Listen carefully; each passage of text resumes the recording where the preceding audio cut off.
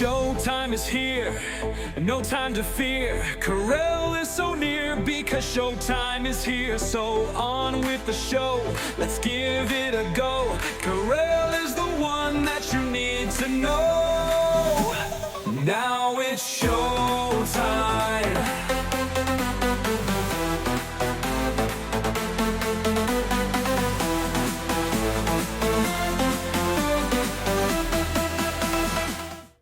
Mainstream journalism has taken another hit. We're going to talk about that. It's Bad Bunny's weekend. Why is there so much hoopla over that? And Melania, the big grift gets bigger. We'll talk about all things entertainment today. Don't go anywhere.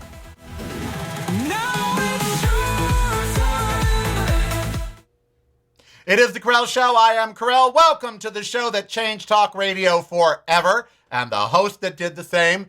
So glad you are joining me on this Thursday, February 5th, my last show of the week. Bad news out of the Washington Post this morning. When Jeff Bezos bought it, he was like, freedom of speech and freedom of the press is tantamount, and blah, blah, blah, blah, blah. He cut 300 reporters and a total of 1,600 employees today. He said so he could better consolidate and manage finances. This motherfucker is almost as rich as Elon Musk. He could take the write-off from the Washington Post. It doesn't have to make a dime. By the way, media didn't used to make money, and that's why you could trust it, okay?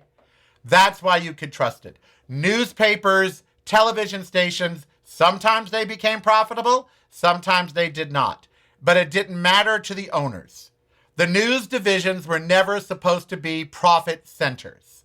But about 20 years ago, the entertainment companies decided to fold the news divisions into their entertainment section, which meant they had to generate revenue. And that has killed all of modern media. Right there. Just killed it.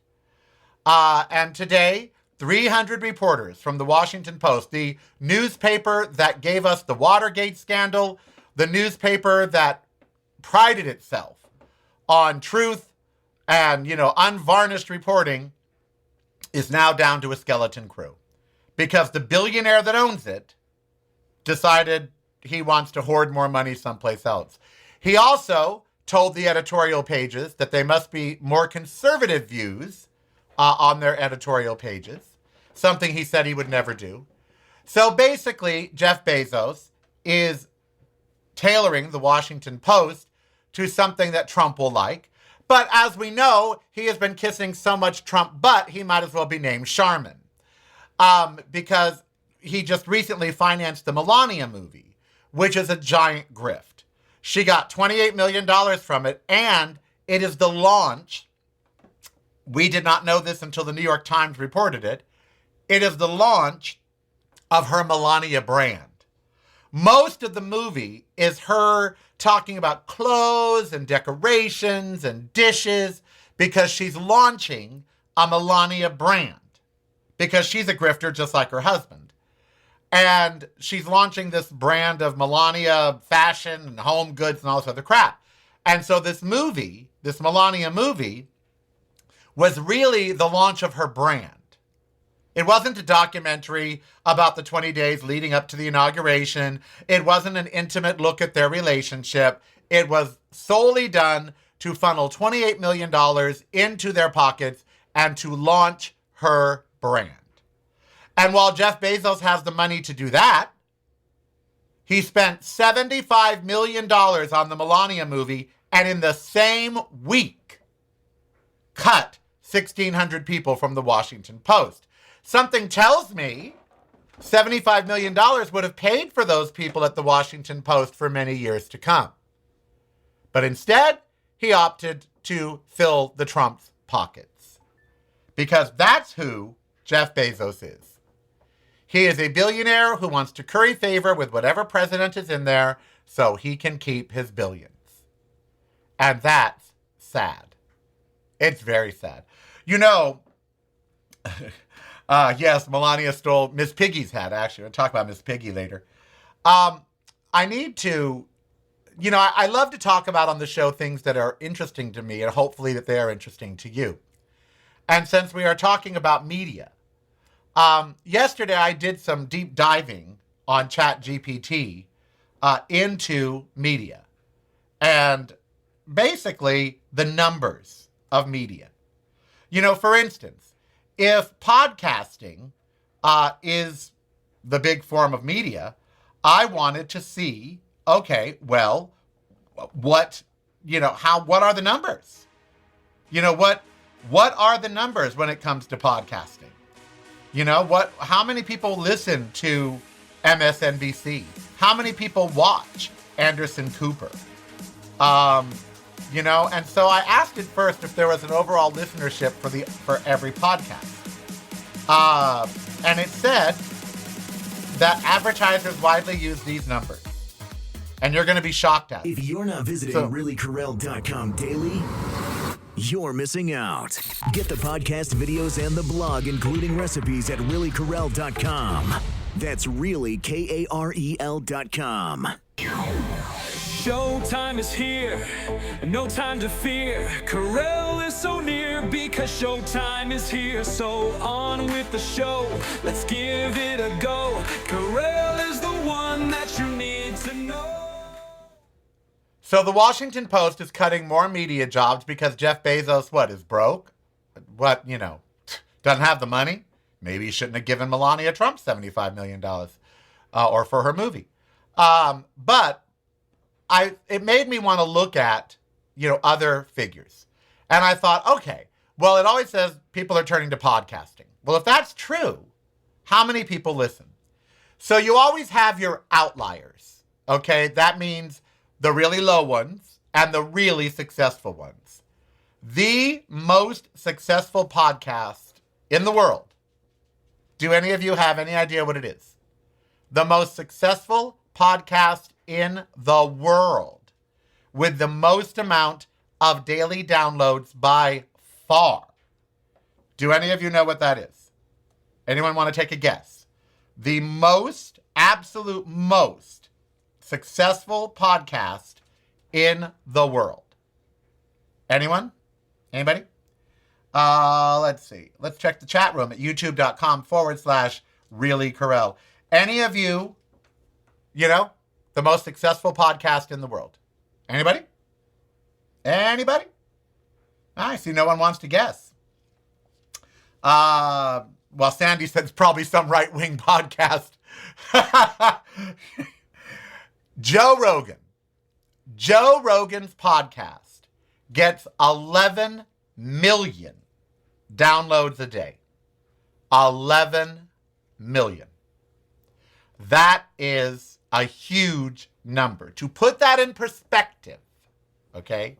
To put that in perspective, CNN gets about, I don't want to lie to you here. I have all these numbers.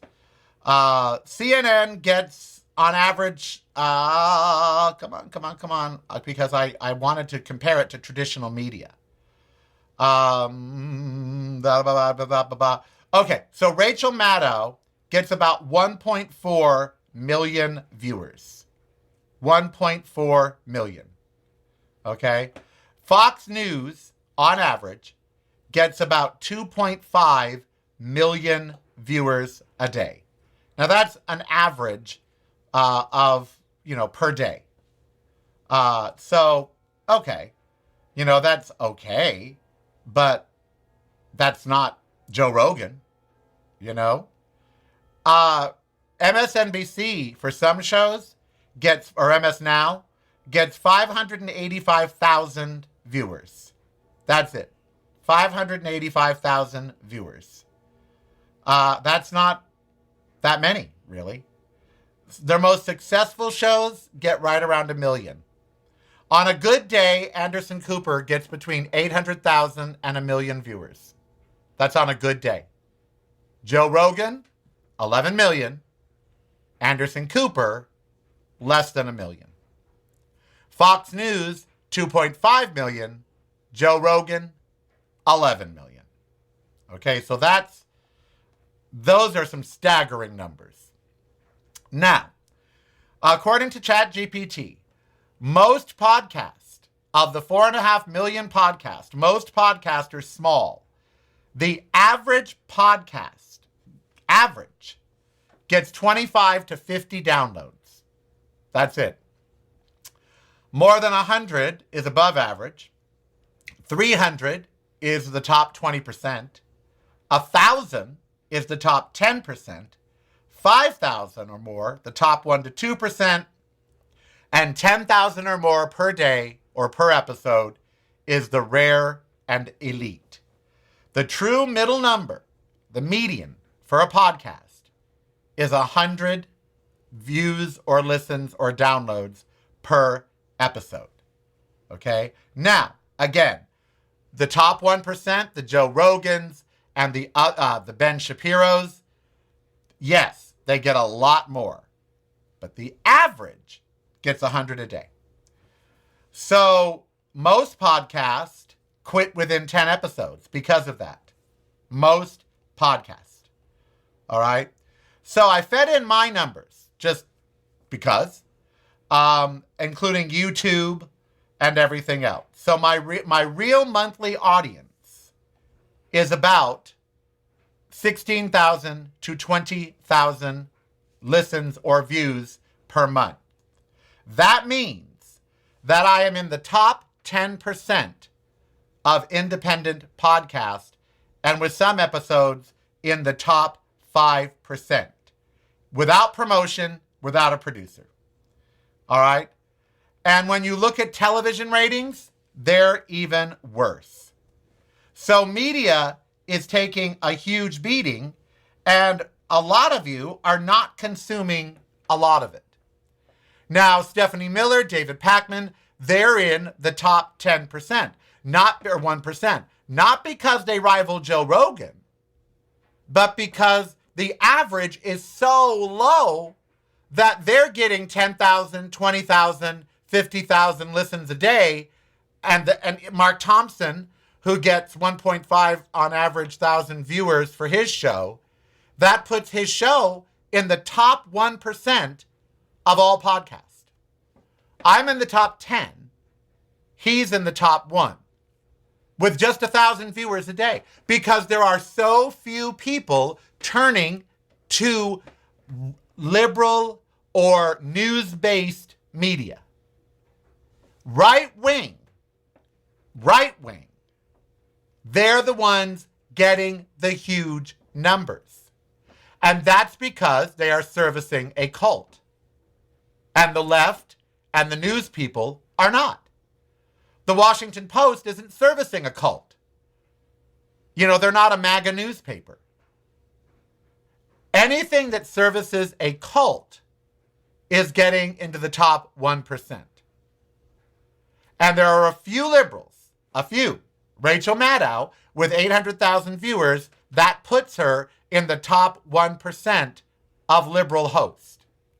But the disparity between progressive hosts and progressive news channels, that just like BBC, PBS, it's a shame that you're called progressive now if you're just factual. The disparity between the right-leaning ideology and their media and the left-leaning ideology and their media, that disparity is just amazing to me. It's amazing to me. Yes, Charlie Kirk was in the top 1%. But remember, you get in the top 1% by having more than 1,000 downloads. The bar is not that high. He did get millions and millions and millions. What is the average viewership of Fox News, News Nation, MS Now, and CNN? Can you think of any others? Anybody? I'm covering them all, aren't I? Okay, so let's talk about who's watching cable news. All right? Because you would think, remember, there's 340 million Americans. And even at 11 million downloads a day, Joe Rogan isn't even reaching 3% of all Americans. Okay? Wildly successful podcast. Huge influencer of people. And he's only reaching, in terms of numbers, 3 to 4% of Americans. Now, when you think of Fox News, you think it's like a juggernaut, right? Fox News in prime time gets 2.65 million viewers total, 8 to 11 p.m. 2.6 million viewers is not even 1% of America.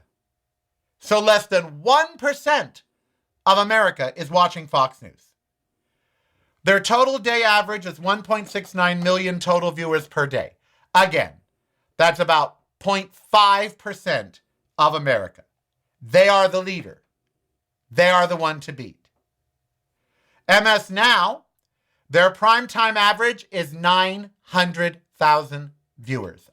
I had more viewers or listeners on KGO or KFI than they have viewers. Their total daily average across the day, 550,000. Less than 500,000 people. An entire network. Many, many people with many, many jobs servicing 500,000 people. Taylor Swift performed for 5 times more people than watch MS Now. Wow. CNN, 573,000 viewers across 2025, their average. 500,000. CNN, 500,000. Total average daily, 430,000. News Nation, 160,000. 160,000. That is incredible. Now, that does not reflect streaming views or their digital reach, okay? They might reach millions more through social media. But in terms of just their broadcast, those are the numbers. Isn't that amazing? And, you know, when you come to podcasting, those numbers are extraordinarily lower. You know, just extraordinarily lower. You know? And when I broke it down yesterday, I was amazed. I was amazed because I was feeling kind of down. I was like, you know, what if I'm just not good enough anymore? And then I was reminded by ChatGPT that I'm a history-making legacy talk show host and that I am ahead of 90 to 95% of the podcast because of you. Because of you people who download, who watch live on YouTube, who watch the video afterwards, who listen to the audio. Because of you, we are in the top 10% of all podcasts. So I may not be Joe Rogan with 11 million, or some of the others that are, you know, 1 million or 1,500,000 or 500,000 per episode. But I'm still in the top 10%. And that's because of you. That is because of your involvement, your support through Patreon, and your daily listening here.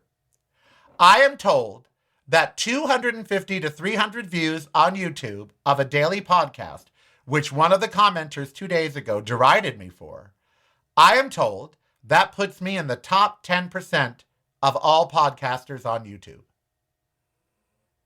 So it's just a lesson that everything is relative. You know, everything is relative when you're looking at these numbers and you hear these numbers and you think of these juggernaut shows. Everything is relative. And it also shows that progressives don't nearly support their media. And I don't believe it's because progressives don't want to. I think it's because progressives choose to get their information from a variety of sources. MAGA, these Kool-Aid drinkers, they get their gospel from one church. It's either Fox News or News Nation, you know, or Ben Shapiro or Joe Rogan, but they get their Kool-Aid from one fountain, maybe 2, and that's it. Progressives, like you and I, we like to get our information from a multiple of sources, from various newspapers and various podcasts. We like to hear a variety of opinions. They don't. They don't want to hear different opinions. They don't want to hear what I have to say and then Mark Thompson or you know, pick a name, Tom Hartman, Stephanie Miller, Rachel Maddow. They don't want to hear the variety of sources. They want an echo chamber of one message. And I think it's because they're stupid. I do. I think their brains are challenged and they just can't take, absorbing more than one source of information. I think they can't critically think, so they wouldn't know what to do with the multiple lines of input. Unlike you, listening to me now, I know that I'm not the only podcast you listen to, and that's fine. You listen to others.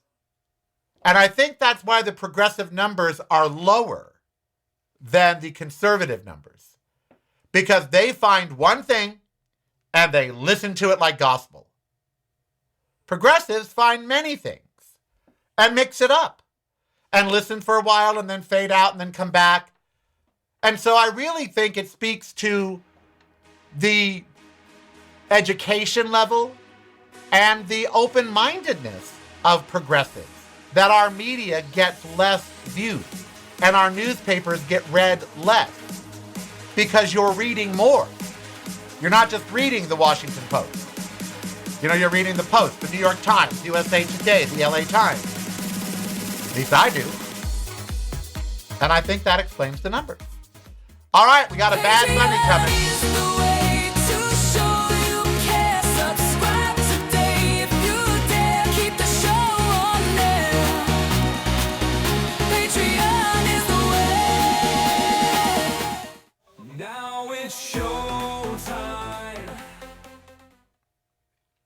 Yes, Aaron Parnas does have big numbers, but Aaron Parnas doesn't do an hour show. He does 61-minute videos. At least I'm not aware that he does an hour show. Maybe he does. I don't know. I like him. He's cute. He's married. He's cute. And he's not his father. His father's in jail. He makes it very clear. He's not his father. He's a lawyer. And I listen to Aaron Parnas. I subscribe to him on Instagram. I get his news feed. I think sometimes he is a little reactionary, urgent, breaking news. And it's not really urgent or breaking, but, he's getting views and clicks and he's making a living at it now and a good one. And his videos are seen by, millions usually. So yes, there is a 1% amongst progressives. And people like Stephanie and Tom and David Pakman, Aaron Parnas, Harry Sisson, they're in it. But they're in it in the 1% because the numbers overall are so low. They do not compare to Joe Rogan. They do not compare. Yesterday, I went through and looked at followers on Instagram. How many followers does Aaron Parnas have versus Ben Shapiro? How many followers does, and David Pakman have versus, insert conservative host here that I looked up. And even those wonderful two ladies, I forget their names, someone mentioned them, Heather Cox Richardson and Mary Trump, even they and their numbers, which are impressive, and I would love to have their numbers, but still, in comparison to conservative hosts, their numbers are low. And I don't say that as a slam. I say it because I finally figured it out. Progressives like to go to various watering holes. They don't drink everything from the same watering hole. They like to go to several, sample the water in various places, because they're able to critically think and put all of that together and form their own opinions. That's why progressive media is having so much trouble. It's not that you guys don't consume it. You do. But you consume multiples of it, and therefore there is no progressive answer to the Joe Rogan show. There is not even Bill Maher. There is not one show that has the ratings of Joe Rogan. 11 million a day? That's more than networks. The View is the number one daytime talk show. Number one. There's none bigger. It outranks the Today Show and CBS This Morning and all of that. It is the number one morning show, hands down, across the board. How many viewers do you think it gets every day? How many? Anybody? It is the number one show. How many views do you think it gets when it airs? Linear views, people watching it when it airs, or even on streaming. How many daily views do you think The View gets? It's number 1. It's the most watched. Anybody? Under 3 million. Depending on the guest and the host, between 2.1 and 2.8 million views. It adds another 300,000 to 500,000 on streaming. So it's somewhere around 3 million. 1% of America. 1%. And that's The View, the most watched daytime TV show. And less than 3 million views.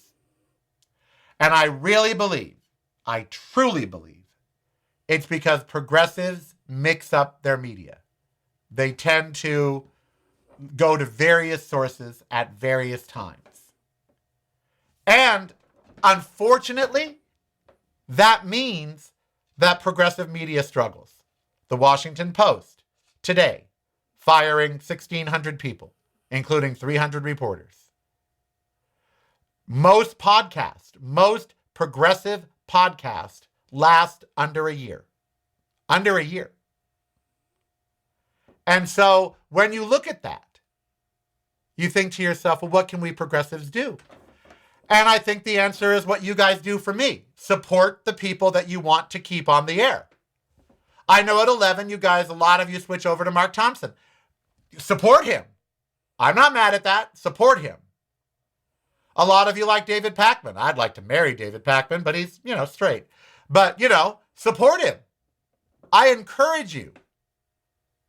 They don't need the financial support as much as I do because they're getting bigger numbers, had advertising deals and all of that. I tried to watch Stephanie Miller the last 2 days, but there's too many breaks.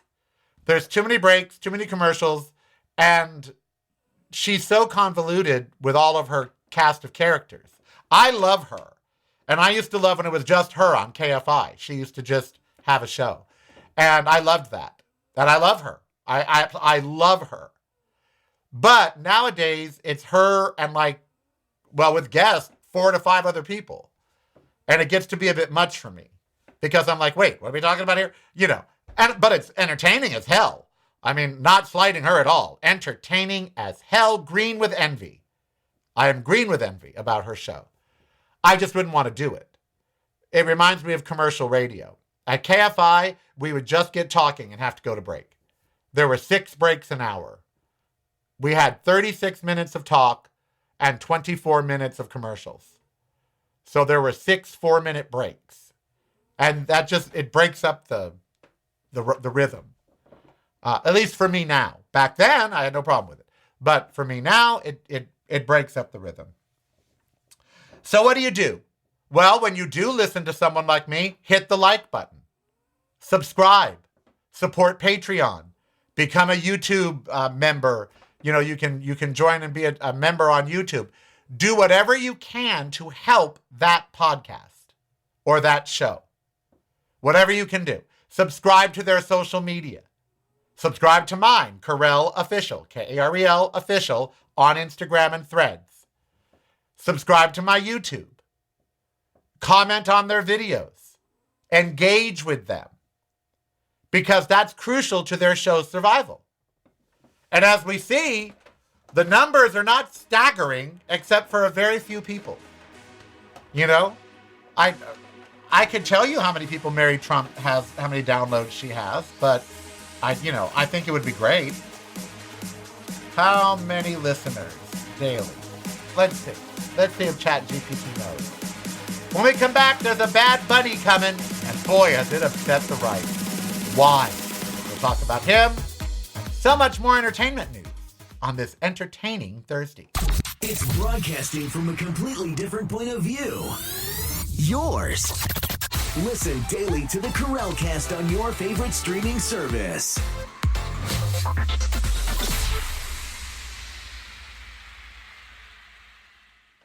You're listening to the Karel Cast. Driving you home or driving you crazy. It's broadcasting from a completely different point of view. Yours. Listen daily to the Karel Cast on your favorite streaming service.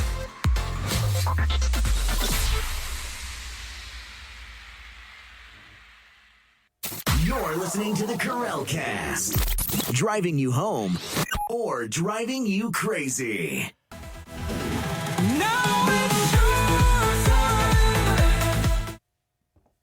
So why is everyone mad about Bad Bunny? Why do you suppose the right is so mad about Bad Bunny? Because they're furious. Turning Point USA has decided to throw their own horrifyingly ridiculous show with Kid Rock. Good luck to anyone that wants to watch that. Because of Bad Bunny. Why? Why do you suppose? Well, I will tell you. It is basically because he doesn't speak English in his songs. Now, these people are so stupid that they don't know that Puerto Rico is part of America. They think that an American is not performing at the halftime show. I know that's really, hard to believe, but that's what they believe. They're so stupid, they do not know that Puerto Rico is part of America. They're just unaware. And so these people heard that Bad Bunny was going to be, doing the halftime show. And they were like, we want an American. We need American. He's not American. But he is. He's an American. Bad Bunny is an American. And so I think to myself, how can they be that stupid? Really, how can they be that stupid? But they are. They're that stupid. And so they have been so consumed with their hatred that they don't even know what they're hating. They don't know. They think they're hating some Puerto Rican who's going to come and sing in that Spanish. It's going to be the most watched halftime show around the world. Okay? It's going to be. That's just that. But their anger over Benito, my little Bad Bunny, named Bad Bunny because he wore a bunny costume when he was a kid to a party, and he looked pissed off in a picture, and he said, oh, what a bad bunny, and that's how he got his name. Bad Bunny's only been in the public eye since 2016. Cardi B helped launch his career.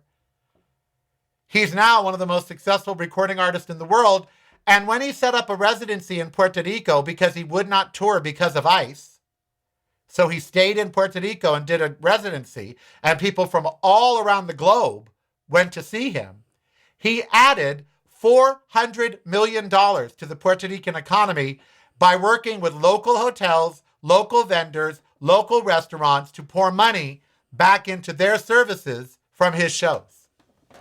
He is all about empowering his people. He is LGBTQ friendly beyond belief. He is an advocate and an ally. And now, after his Grammy appearance where he said "Ice out," Roger Goodall and the NFL have been trying to backpedal. Because I guess performers at the Super Bowl aren't supposed to have a political opinion unless it's MAGA. If you're a maggot and you perform at Super Bowl, that's fine. They'd probably let him wear a Make America Great Again hat. But because Benito, better known as Bad Bunny, is anti-ICE and pro-immigrant, I saw a very powerful speech by Sir Ian McKellen. He was on Colbert. Maybe you saw this. He was on Colbert, and he did a monologue at his age, remembered every word, from William Shakespeare, about Thomas More going to address the rioters who were upset about immigrants. And this monologue brought tears to my eyes. But what Thomas More said was, what if the king banishes you for protesting? What if he kicks you out of England? And then you are a refugee in another country. And what if they treat you the way you're treating these immigrants? How would you like that? I don't think these people ever think that far ahead, do they? So when we banish MAGA, they'll know what it feels like. Visiting reallycarell.com daily, you're missing out. Get the podcast videos and the blog, including recipes, at reallycarell.com. That's really KAREL.com. Showtime is here, no time to fear. Karel is so near because showtime is here. So on with the show, let's give it a go. Karel is the one that you need to know. All right. By the way, I was just looking at some podcast rankings. Pardon my take, or Barstool Sports. That's one of the number ones.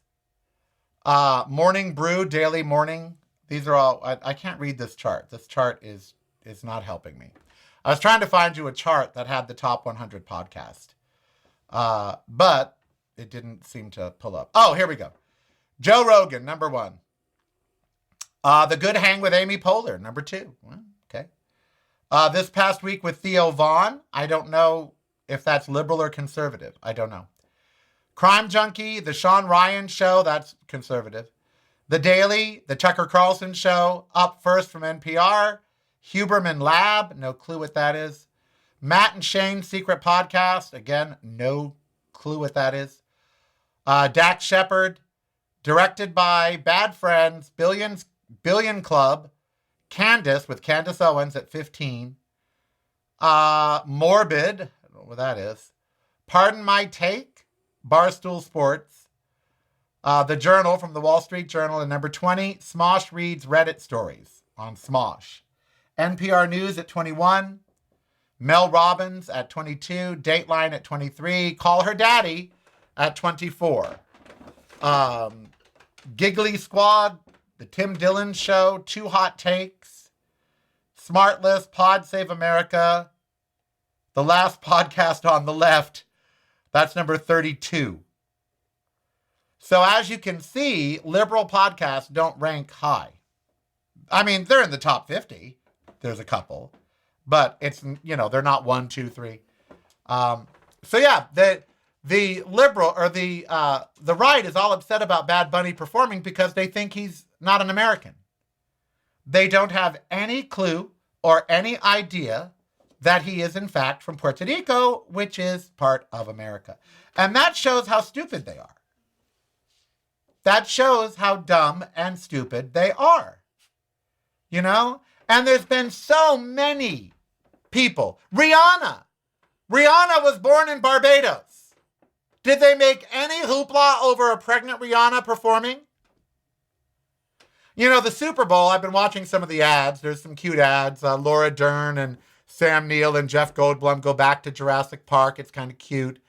There's been a couple interesting ones that I saw. Nothing really groundbreaking. Nothing where I went, oh my God, that's such a brilliant ad. Nothing like that. They don't do those kinds of ads anymore. They just throw a lot of money at something and hope that people will be wowed by it. But when you think of halftime shows, I mean, come on, Michael Jackson. That was possibly the best. According to a ranking that I saw online, the top 5 were Prince, Michael Jackson, Madonna, the Rolling Stones, and there was one other that ranked very highly. Oh, Rihanna. That's why I was thinking of her. Let's be real. There's been some spectacular halftime shows. Michael Jackson. Diana Ross. Her exit is considered the best ever. She left in a helicopter. Lady Gaga's entrance was considered the best. She sang God Bless America while coming down from the top of the arena, and they had stairs that were suspended over the middle of the field just in midair, and she dropped down and then walked down these stairs that were in the middle of the sky, like she was ascending from heaven. Or descending from heaven. It was incredible. Madonna, of course, hers was a spectacle. She's so good at it. Diana Ross, of course. So, and there's been some horrible halftime shows. The Weeknd was terrible. That was just a terrible halftime show. And who else was just bad? Oh, I don't know. A lot of them are so forgettable. You know, you don't remember them all. But you do remember the good ones. And I think Bad Bunny's is going to be one to remember. Now, you're not going to understand a lot of what he's singing. You know, I didn't like the Kendrick Lamar one. Everyone was all wet over the Kendrick Lamar, and I'm like, eck. Which ones do you like? Which one? I know you watch. Everybody watches. I hate football. I have no idea who's playing the game, but I know who's doing the halftime show. And I'm not alone in that. If I went out on the street and asked people who's playing the Super Bowl this weekend, most people would not know. Most. But they would know about Bad Bunny. So, is there a Super Bowl halftime show that you particularly remember, that you like, that, you know, it was something that you went, wow? Because I've seen a lot of great ones. Michael Jackson, Prince sang in the rain. Oh, it was fabulous. When he sang Purple Rain, Soaking Wet. It was incredible. Madonna coming in like Elizabeth Taylor into Rome, or in Cleopatra. Michael Jackson, a whole choir, and Heal the World, and Billie Jean, and all of that. Diana Ross doing the Supremes medley, and The Boss, and then she sang Take Me Higher, and literally was lifted out of it by a helicopter. There's been a lot of great ones. Rihanna was wonderful. She walked on all those multi-level things and was pregnant while doing it. That was great. I never watched the country stars. I know there's been some. Demographically, if they wanted to appeal to the largest demographic of the Super Bowl, they would have country, then rock, then R&B. That would be their order of things, because that's who watches. This year, they are expecting more than 1 billion people to watch the halftime show because more people on the planet speak a Spanish-derived language than English. So Bad Bunny will be singing to a much broader audience. Coldplay, did they do the halftime show? Usher sucked. Usher was horrible. Oh, he was terrible. The Weeknd was horrible. Who else? Prince was great. Lady Gaga was great. Yep. Beyonce, did she do a halftime? I don't even remember if Beyonce did a halftime show. Did she? I don't think Beyonce. Oh, that's right. She brought out Destiny's Child. Oh, that wasn't bad. Oh, no. It was great to see them back together. That was good. Let's see. There was negative hoopla over Rihanna. I didn't see any of that. Let's see. Janet Jackson. Well, see, we remember that. As we have Chapel Roan with Titties to the Wind, we all remember, and that wasn't Janet's. Do you know that Janet Jackson has never been asked by the NFL to do a halftime show? Janet Jackson. More hits than Bad Bunny, a longer legacy of music, been making music since the 80s, part of the Jackson royalty family, never been asked to do a halftime show because of that incident, which wasn't her fault. Justin Timberlake did that on purpose. He embarrassed Janet and himself, and he suffered zero repercussions. It was all, we blamed the woman. We blamed the victim. And the word wardrobe's malfunction became part of the American lexicon because America couldn't handle a left tit that was pierced. I mean, I'll never forget that moment. We had TiVo, and I was watching it, and Karen and Andrew were out in the living room, and I said, y'all have to come here. I think Janet just exposed her tit. And they're like, what? And so I used the TiVo. It was, by the way, to this day, it is the most TiVo'd moment in history. The biggest moment where people went backwards to see what happened. And it was fleeting. It was, they took it to the courts, the Supreme Court, the FCC. A congresswoman the next Monday cried in Arizona saying, how could she explain this to her child? New regulations happened. Oh, all over Janet's left hit. You know? And they made Janet issue an apology, and it wasn't her fault. They didn't make Justin. They made Janet. Shows how hard women have it in today's world. Who is your favorite? Leave a comment down below.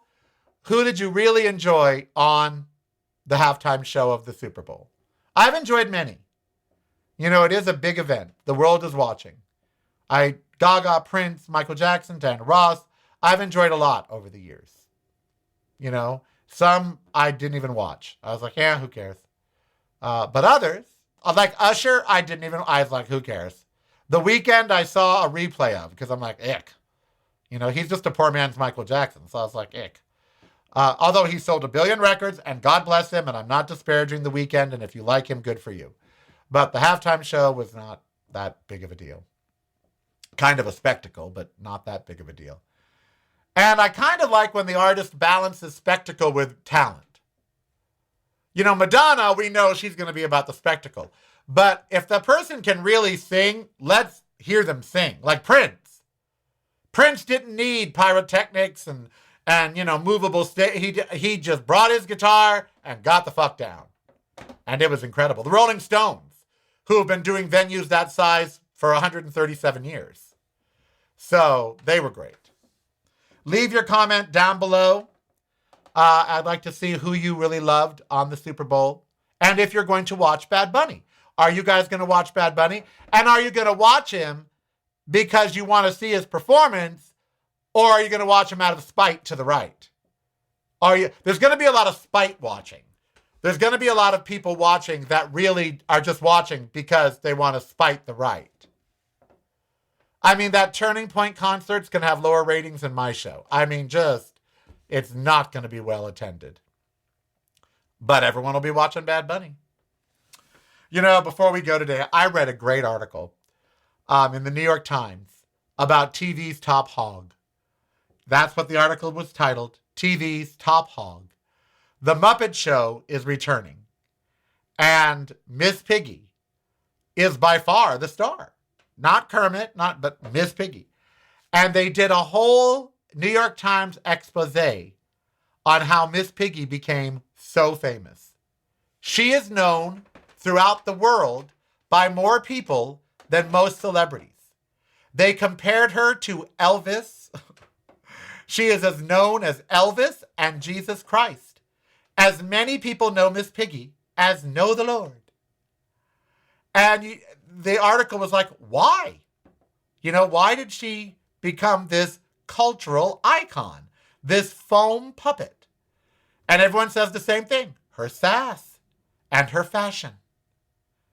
On the new show, they have a litany of designers from Christian Serrano on that want to design dresses for Miss Piggy. Real designers that want to outfit Miss Piggy. She is by far one of the most enduring female stars of our time.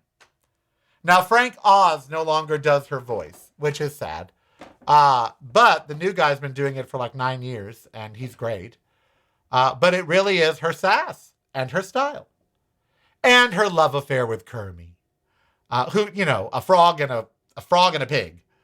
You know, talking about interspecies love. But I read, it was such an interesting article. Who doesn't love Miss Piggy? I think she's the most popular. I love every Muppet. They're all fabulous. Bert, and, you know, all of them. Gonzo, the chef, the Flubaloka. You know, it's the two old men up in the balcony. Who does not love the two old men up in the balcony? I want to be up there with those two old men in the balcony. They're just bitchy old men up there in the balcony. Love them. Love the chef. Love them all. And grew up with them. One of my favorite albums for Christmas is still the Muppets Christmas album with John Denver.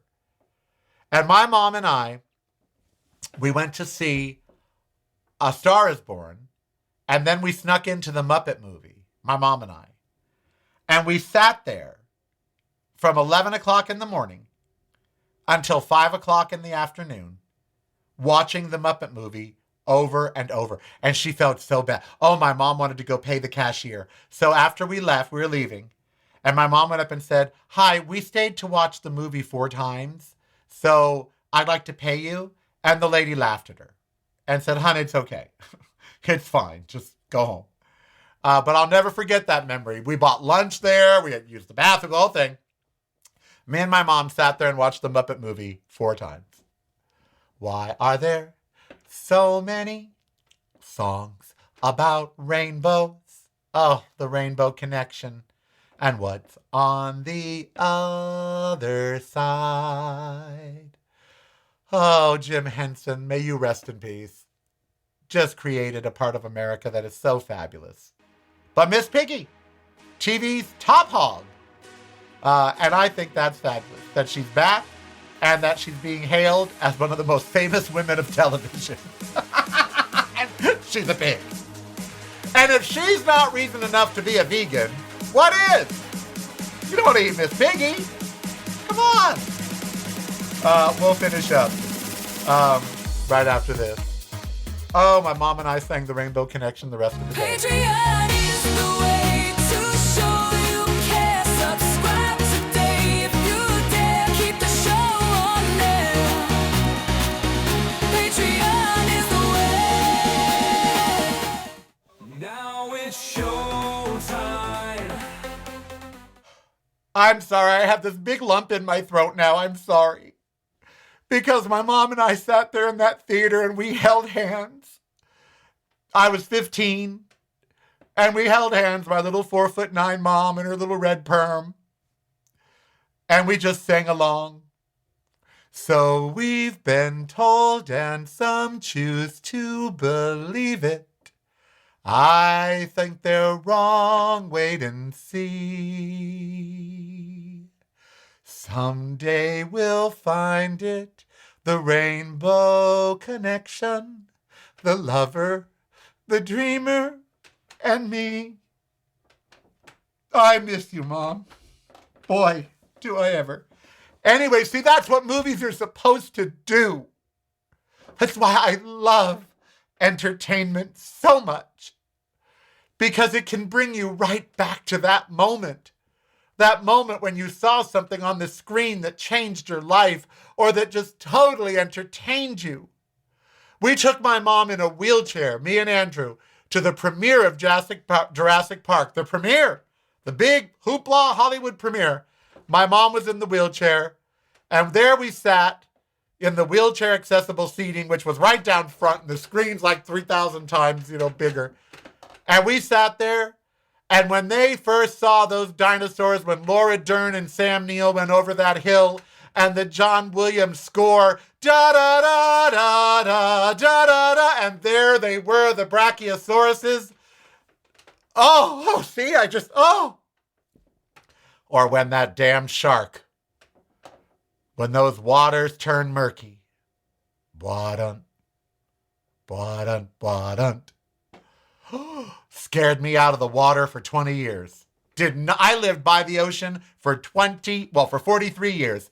And for 20 years, I would not go swimming. From the time I was 16 in 1978 until I was 35 years old, when Andrew finally made me go in the water in Huntington Beach, I would not go swimming. Nope. And the only reason I went in the water then was Allie, a rescue dog we had, ran straight out to the water and kept going, and I had to go get her. She was going to Catalina. So I swam out there, and I cursed her all the way back, saying, bitch, I am in the water. I do not want to be in the water. Sharks are in this water. We got to get out of this water. Why? Because Steven Spielberg scared the fuck out of me. They're doing a new Exorcist movie. It's not a remake. It's a furthering of the story with Scarlett Johansson and Chiwetel Ejiofor. And good for them. And it might do very well at the box office. But the original Exorcist, holy fuck. I came home and swore my bed was moving, or that I heard things in the attic. We lived in a condo. We didn't have an attic, and yet I swore I heard things in the attic. I had to sleep with the light on for months. I knew that Linda Blair was really possessed. I knew it. The Exorcist scared the fuck out of me. Oh my God. I knew I was going to get possessed. I just knew it. I was like, it's going to happen. Body of Christ. The power of Christ compels you. The power of Christ compels you. Your mother is so... I love when Saturday Night Live did it. Your mother so sucks that smell. Instead of your mother sucks, you know what in hell. But see, that's great filmmaking. Great. That's such incredible filmmaking. that some 50 years later, I remember exactly how I felt when I saw The Exorcist. Scared to death. That's how I felt. Went with my mom. No, my dad. My dad was the horror fanatic. I went with my dad. My mom wouldn't go. She's like, I'm not going to go see it. My mom was like, My mom was like the Muppet movie. She was not The Exorcist. Well, I went with my dad. My dad was like, it's okay. And I was like trembling. And he loved to scare me after that. He'd come bursting into my bedroom. My father he had a sense of humor. He loved to scare me after The Exorcist. Oh my God. I was 13 when I saw Jaws and had to sleep with my mom for 2 weeks in the chat room. That's right, Selder. That's right. I was at the premiere of Star Wars. I have a Darth Vader mask right here that was used in the movie. I was at the premiere. We skipped school. One of us drove to Hollywood. It wasn't playing in Long Beach. We went to Westwood. Went to the opening, 1976, I think. I was 14. All of a sudden, and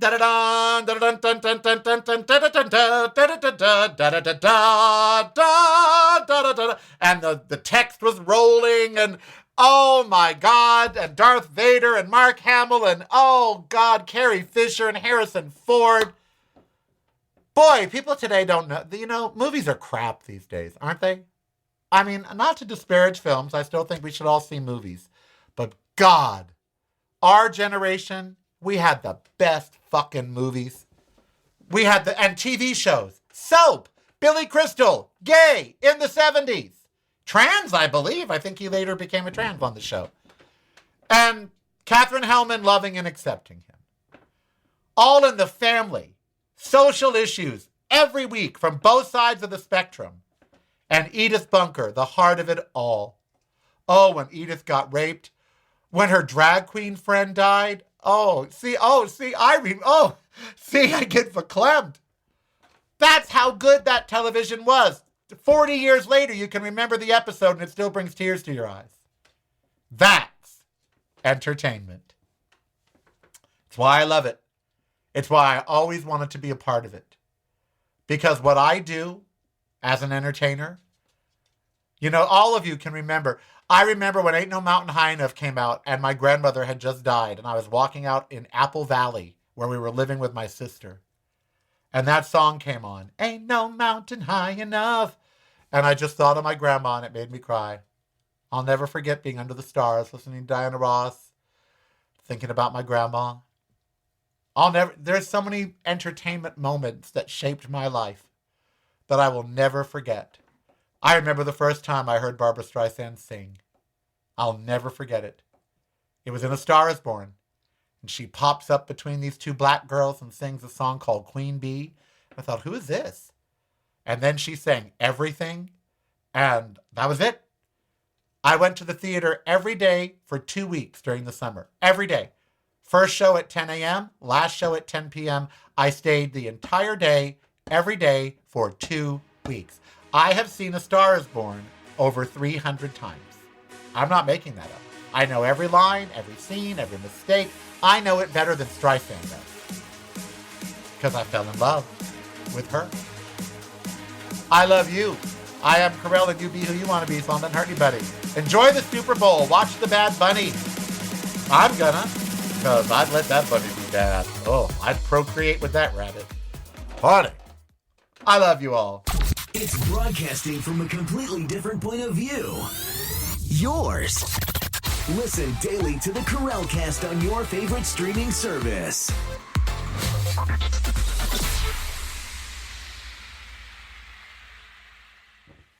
You're listening to the Karel Cast. Driving you home or driving you crazy. It's broadcasting from a completely different point of view. Yours. Listen daily to the Karel Cast on your favorite streaming service.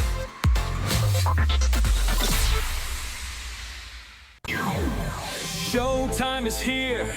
No time.